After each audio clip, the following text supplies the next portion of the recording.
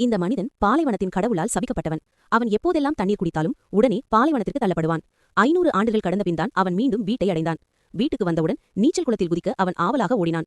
ஆனால் அடுத்த நொடியில் மீண்டும் பாலைவனத்தில் இருந்தான். மறுபடியும் இன்னொரு 500 ஆண்டுகள் கடந்தன. இந்த முறை சாலையில் வந்த ஒரு காரை அவன் நிறுத்தினான். அன்புள்ள டிரைவர் அவனுக்கு ஒரு தண்ணீர் பாட்டிலை கொடுத்தார். அதை பார்த்த ஜாக் உடனே தண்ணீரை குடித்தான். அடுத்த நிமிடமே ஜாக் முற்றிலும் கட்டுப்பாட்டை இழந்தான். மீண்டும் ஓடை ஒன்றை கடந்து அதே சாலைக்கு வந்து அதே காரை மீண்டும் நிறுத்தினான். இந்த முறை அவன் தண்ணீர் பாட்டிலை வாங்க மறுத்தான். அதனால் அவன் இறுதியாக வீட்டை அடைய முடிந்தது.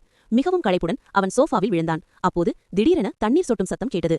கடுமையான தாகத்தில் ஜாக் ஒரு கண்ணாடியில் தண்ணீர் ஊற்றினான். அந்த கவர்ச்சியான திரவத்தை பார்த்தபடி மெதுவாக விரலை அதில் நனைத்து வாயில் வைத்தான். சில நேரம் கழித்து இந்த முறை அவன் பாலைவனத்திற்கு செல்லவில்லை என்பதை உணர்ந்தான். மிகுந்த உற்சாகத்தில் அவன் மீண்டும் மீண்டும் முயற்சி செய்தான். எல்லாம் சாதாரணமாக இருப்பதை பார்த்ததும் அவன் அளவில்லா மகிழ்ச்சியடைந்தான். சாபம் நீங்கிவிட்டது என்று நினைத்து அவன் தண்ணீரை அதிகமாக குடிக்க ஆரம்பித்தான். பின்னர் நேராக நீச்சல் குளத்தில் குதித்தான். ஆனால் மகிழ்ச்சியில் மிதந்த அந்த தருணத்திலேயே சாபம் மீண்டும் செயல்பட்டது. ஜாக் முழுமையான நம்பிக்கை இழப்பில் மூழ்கினான். பல சோதனைகளையும் போராட்டங்களையும் கடந்து அவன் இறுதியாக மீண்டும் நகரத்தை அடைந்தான். சாலையோரத்தில் உட்கார்ந்தபோது தாகத்தில் சாகும் நிலையில் இருந்த ஒரு மனிதன் தண்ணீர் கேட்டதும் தான் அதை மறுத்த நினைவு அவனுக்கு வந்தது. அப்போது ஜாக்கிற்கு திடீரென ஒரு யோசனை தோன்றியது. அவன் ஒரு பெண்ணை அணுகி, மன்னிக்கவும், கொஞ்சம் தண்ணீர் தர முடியுமா என்று கேட்டான். அதற்கு அந்த பெண், மன்னிக்கவும், இது என் நாய்க்கு என்று சொல்லி நடந்து சென்றாள். அவள் விலகி சென்றதும் ஜாக் மகிழ்ச்சியுடன் சிரித்தான். ஏனெனில் அவன் இறுதியாக சாபத்தை உடைத்திருந்தான். அதே நேரத்தில் அந்த பெண் பாலைவனத்திற்கு தள்ளப்பட்டாள்.